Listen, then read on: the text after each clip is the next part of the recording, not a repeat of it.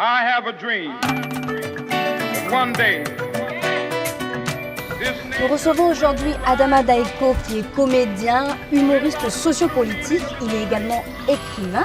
C'est important de le souligner. Oui, bonjour Adama Daeko. Bonjour Awa. Bienvenue à Ciné Droit Libre Dakar. Merci. D'entrée de jeu, c'est quoi un humoriste sociopolitique? Un humoriste sociopolitique, d'abord il y a humour et à sociopolitique. C'est tout simplement un humoriste engagé, un libre penseur qui critique, qui conscientise, qui dénonce, mais sans toutefois blesser la sensibilité d'autrui. Un humoriste qui s'inspire de la réalité sociopolitique de son pays et de l'Afrique. Alors cette année, on parle d'extrémisme violent au niveau donc de la thématique de cette 3e édition à Dakar. C'est droit de vivre, luttant contre l'extrémisme violent. Alors en tant qu'humoriste, quel est votre avis sur la question? Nous sommes dans un festival appelé Ciné Droit Libre et il y a la liberté d'expression qui est le fondement même de la démocratie. En toute chose, il faut savoir doser. Quand on est impliqué jusqu'à un certain niveau et qu'on déborde, ça peut créer des tensions, ça peut créer des violences. Et c'est ce à quoi nous assistons sur le continent et partout dans le monde. Donc nous devons faire en sorte que la liberté d'autrui ne soit pas occultée par, je vais dire, un intérêt personnel ou un intérêt idéologique. Alors on voit que vous êtes là, vous jouez un grand rôle dans le festival à Dakar en tant que présentateur, vous faites également vos spectacles. Ce qui est intéressant, c'est que lors de ces présentations, on a remarqué que vous aviez 2 chapeaux sur la tête. Oui. Surtout lors de la cérémonie d'ouverture. Est-ce que vous pouvez nous expliquer un peu pourquoi 2 chapeaux sur la tête? Oui, c'est vrai. Aujourd'hui, quand je fais des one-man shows, j'ai 2 chapeaux sur la tête. Les gens disent Adama Daeko a 2 casquettes. Il est humoriste, il fait rire, c'est vrai, mais il est aussi homme politique parce que j'ai été candidat aux élections présidentielles. Le chapeau que je porte, par exemple, c'est lorsque je suis dans la peau de l'humoriste. Et quand j'enlève le premier chapeau, que le second est noir, ça veut dire que je suis dans la peau de l'homme politique. Donc faites attention à tout ce que je dis. Ça peut ne pas être vrai. C'est une manière de caricaturer l'environnement sociopolitique dans lequel je vis. J'ai 2 casquettes. J'ai été candidat aux élections, heureusement, et je suis humoriste. Donc pour moi, l'humour, c'est un art de communication, c'est un outil de développement. Vous avez un spectacle qui a été censuré notamment du CP1 à la CPI. Tout à fait. Vous, en tant qu'humoriste, dans quel état d'esprit vous avez été lorsque vous vous êtes rendu compte que ce spectacle-là, que vous avez pensé pendant longtemps, que vous avez écrit, que vous avez monté, ne peut être diffusé partout? Oui, c'est vrai, mais je me suis senti fier quelque part. Parce que ça dénote qu'on accorde un intérêt particulier au travail que j'ai fait. Sinon, on aurait pu me laisser jouer pour dire, bon écoutez, c'est un humoriste, c'est pour amuser la population. Mais ils savent qu'Adama Daeko, c'est vrai, il amuse. Mais dans cet amusement-là, il dit l'essentiel. Donc le CPA à la CPI, c'est comment du CP1, je deviens candidat à la présidentielle ivoirienne.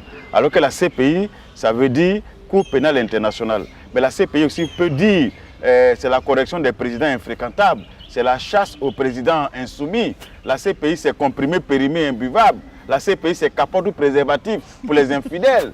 Bon, la CPI, c'est chantons et prions intérieurement. La CPI, c'est encourageons la coalition des pasteurs et des imams pour mettre fin au conflit palestino-israélien. La CPI, c'est tout ça, voyez-vous. Mais ce spectacle-là, je l'ai joué pour la première fois, c'était à Ouagadougou, lors de Ciné Droit Libre.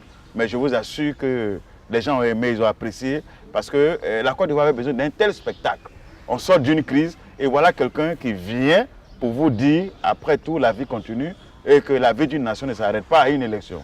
Donc ça a été censuré, sanctionné, et moi ça m'a fait du bien parce que ça m'a permis de me faire connaître à l'extérieur, de savoir que je suis un poids culturel et un poids politique en Côte d'Ivoire. Alors nous allons revenir sur la thématique de Ciné Droit Libre Dakar cette année, qui est donc droit de vivre, luttons contre l'extrémisme violent. Nous savons que l'extrémisme violent est en train de prendre de l'ampleur, pas qu'en Afrique, un peu partout dans le monde.